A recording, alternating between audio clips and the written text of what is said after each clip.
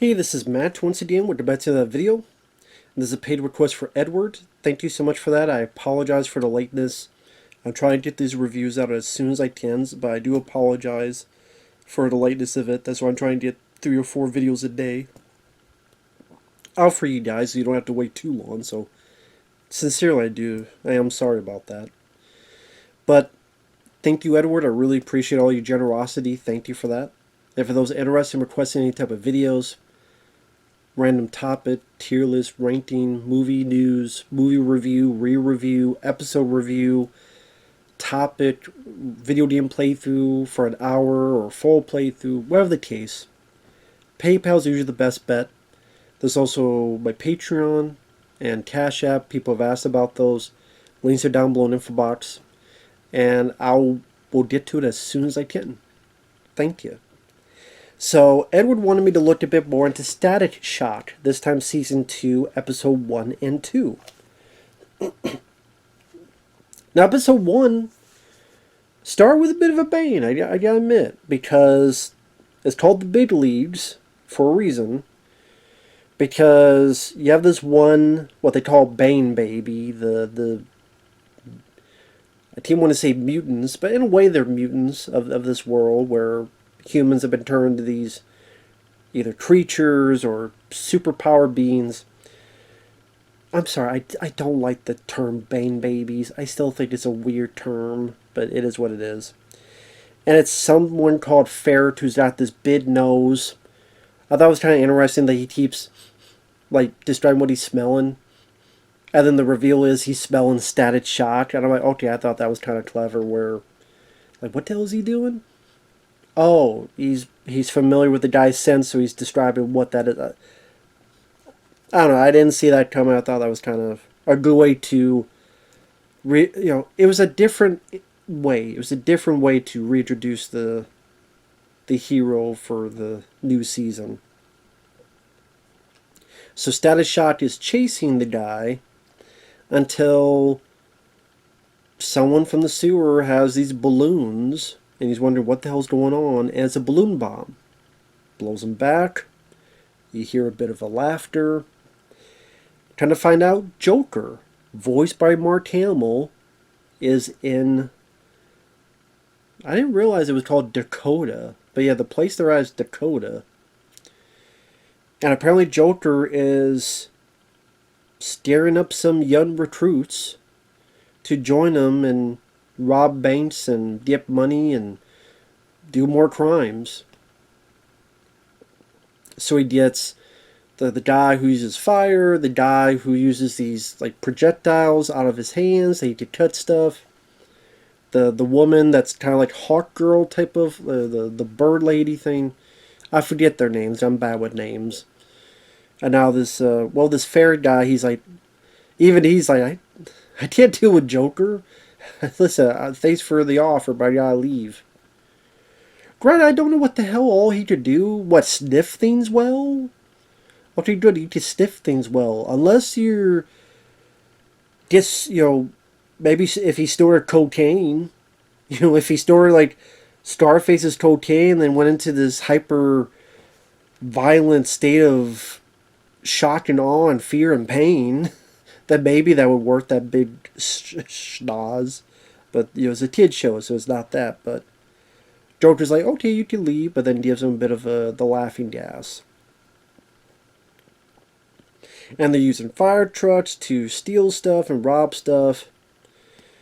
One leads to another, and Batman and Robin arrive. And yes, Batman is voiced by the late Kevin Conroy. So I thought it was cool to hear Kevin Conroy voice Batman. Like, this is part of the DC universe, so thus why Batman is in it. So, and from what I understand, later throughout the show, they have other characters. I think Green Lantern is in one. Maybe the Flash is in one. Other characters. I think there's one where Batman Beyond is in it. Like, I think. Don't quote me on that. But yeah, it was cool to see them in there. They try to figure out what's going on. Robin is a bit more friendly to Static. Batman doesn't really want to give him the time of day. Can I help? Probably not. Which I don't know why. For some reason, I like that line. But one thing leads to another. Batman and Robin get into an ambush, which I thought Batman would be a bit smarter on this, and like really, Batman and Robin would be knocked out by these guys? Like with all the people they dealt with in Gotham, and the Penguin, and the Riddler, and they're gonna be knocked out by these guys? But I mean, it's a show, it's Static show. You have to have them knocked out so Static will find them and save the day. Because it's his show. It's called Static Shock. So it is what it is. And I mean, you know, they're not invincible. They're not infallible. They do make mistakes, to be fair. But it's just like, okay, I can't help it. It was still a bit of a pill to swallow, but it is what it is.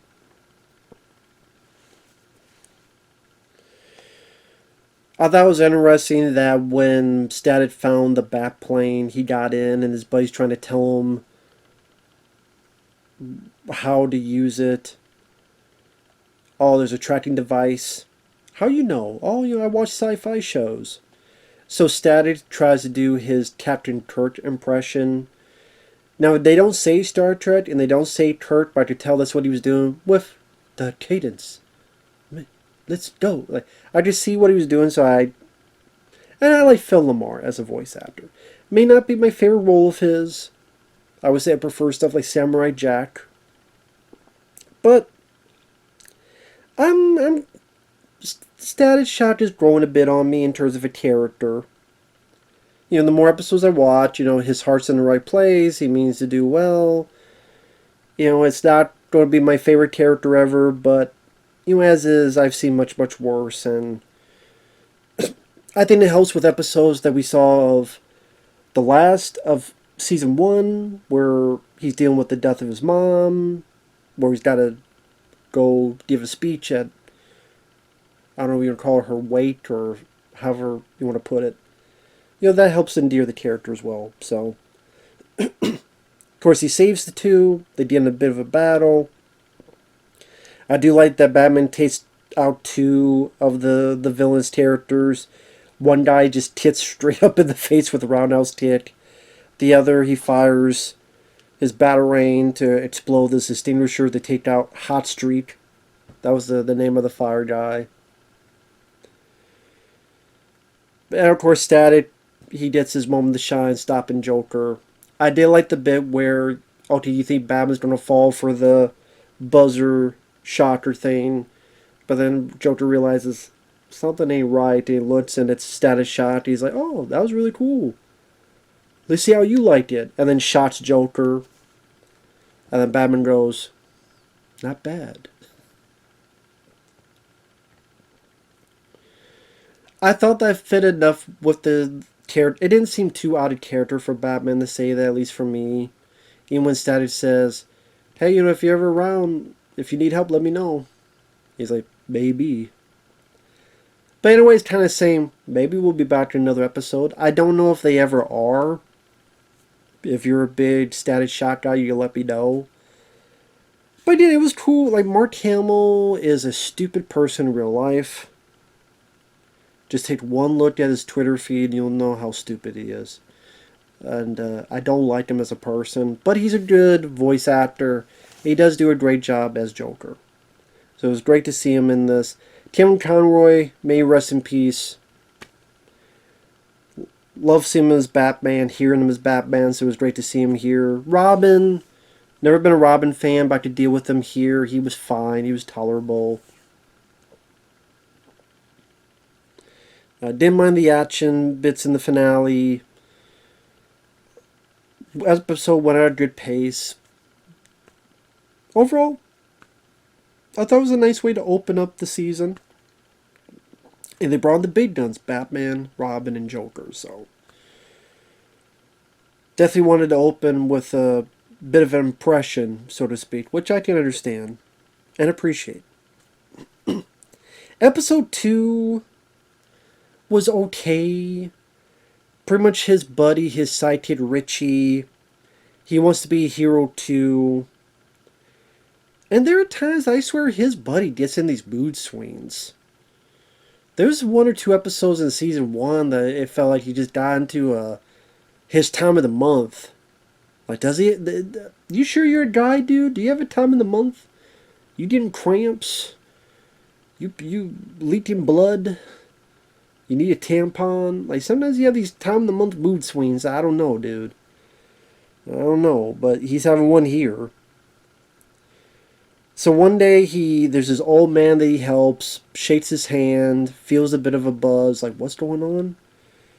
Then he saves his dog, and this field comes out of him.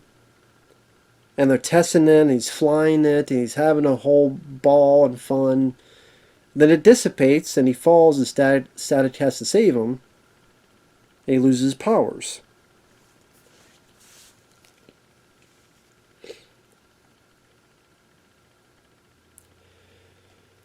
So the Richie goes back to the old man. There's two guys that, hey old guy, he's back. Old man says my power is I can give people power, but you're only going to have it for a limited time, which he takes. By taking it, he's able, with Static, save these people that were doing this construction, and things went haywire, and Static is trying to get this thing to not fall on people, but then Richie comes in, saves the people, saves the two workers, and takes care of most of it. So understandably, Static is going, where did you get these powers? I thought you lost them, but now you have them again. What's going on here? And his buddy just gets in a bitch fit, like, just a dick. Like, you're just mad that someone else has powers, and oh, if it's you, everything's fine, but if it's me, it's so much trouble. I'm like, you a dick. Just go along. Whatever happens to you, good. When you get your head out of your ass, whether with surgery or not, maybe you'll be so loosened from your sphincter it'll just pop out like a turtle head. Get the shit out of your ears so maybe the shit will be cleared from your head, and learn a thing or two of common sense. Richie! Why'd you kill Bobby Lupo? Like, come on, Richie. Get your head out of your ass. Stop being a dick. Maybe not like the character, man. I don't mind Static, but this buddy just... these bitch fits that he has randomly. It's like, come on, dude. Control your time of the month.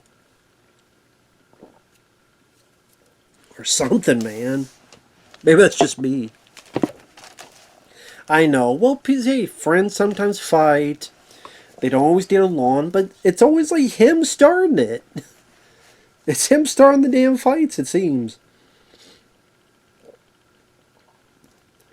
So pretty much he goes to get the power again, and the old man says, well, you gotta do something for me first.